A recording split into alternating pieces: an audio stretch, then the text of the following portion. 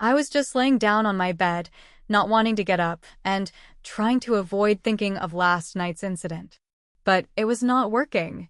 It was time for me to get up and prepare for the day, but I still stayed down on the bed, lazing around. Just then, I heard a knock on my door and instantly got up, wondering who it was.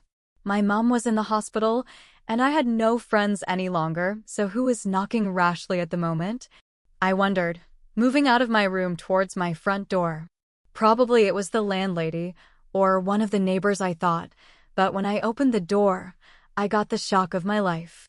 The three Triplet brothers were standing in front of me, grinning evilly. I felt my voice cord disappearing as I tried to speak. We all stood there silently. I was still stunned. The three demons were at my doorstep, staring at me. I did not know what to say. What did they come for? Did I perhaps offend them? I wondered and gasped within. I bumped into Reese yesterday night while trying to flee from the embarrassment scene. Whatever he was holding fell to the floor and shattered. Oh! No, I thought in panic. Were they perhaps here to sue me for it? I wondered, my heart now pounding fast. I stared at their angelic faces for any sign of anger, but they all just had a grin on. Well, not all actually. Ethan, the eldest amongst them, just stood, looking at me with a stoic expression. Aren't you going to let us in? Reese, the one who I bumped into yesterday, asked, and I could feel myself shivering, despite the hot weather. I made my way for them to come into my tiny, presentable apartment. I turned to look at their expressions and saw their brows furrowing in disgust. Well, I was not surprised.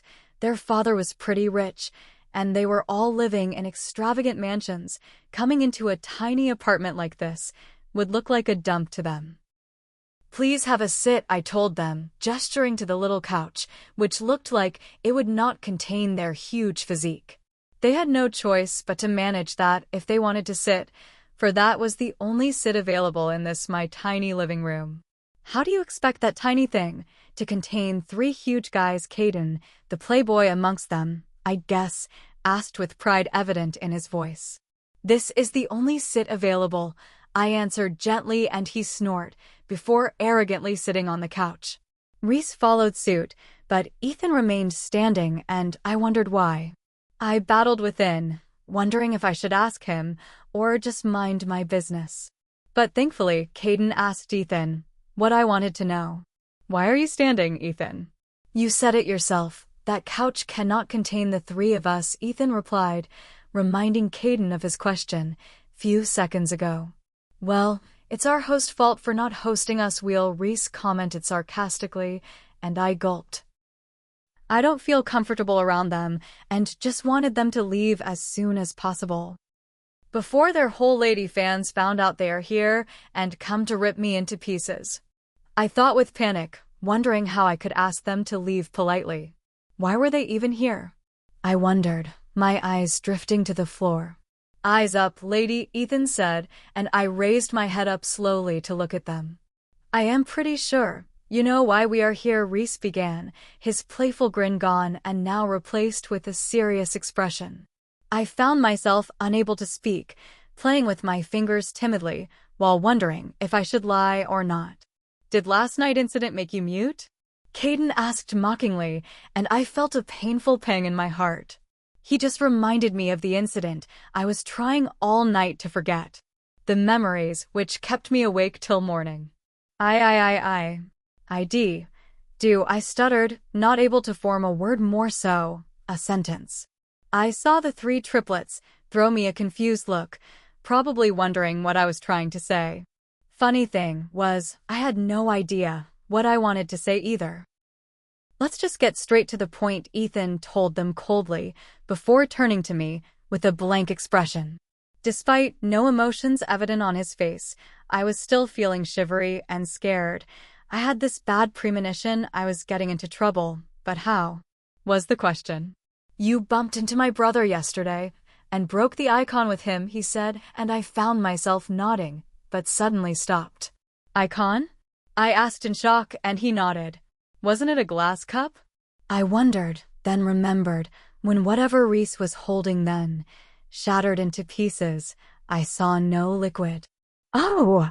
No, I am guessing I broke a really expensive artifact, I thought, fear evident on my expression.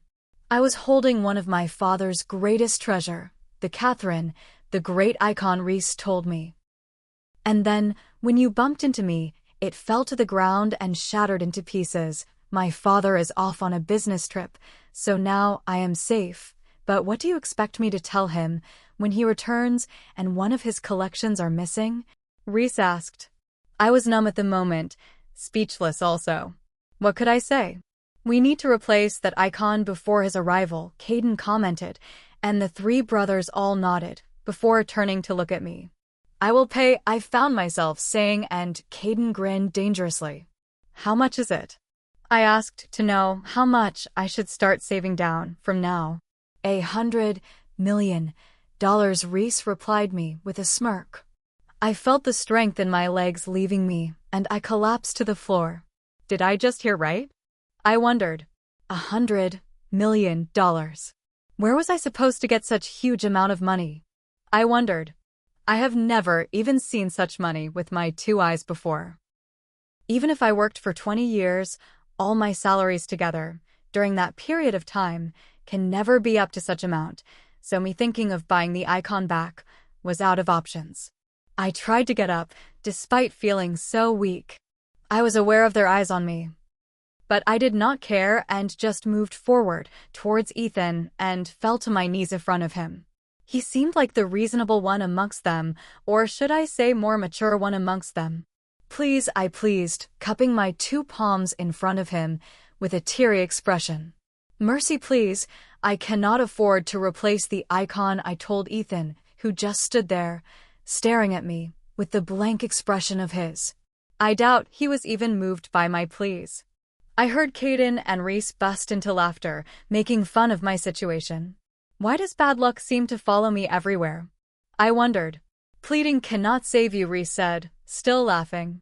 Well, since you cannot pay for the icon, there is another option, Ethan told me, and I felt relieved instantly, knowing there was still hope. What is it? I asked eagerly, but what I heard next put me on the edge. Become our slave, Ethan replied, and I froze. What? Please download Novels Ago and search the code in the upper left corner to continue reading.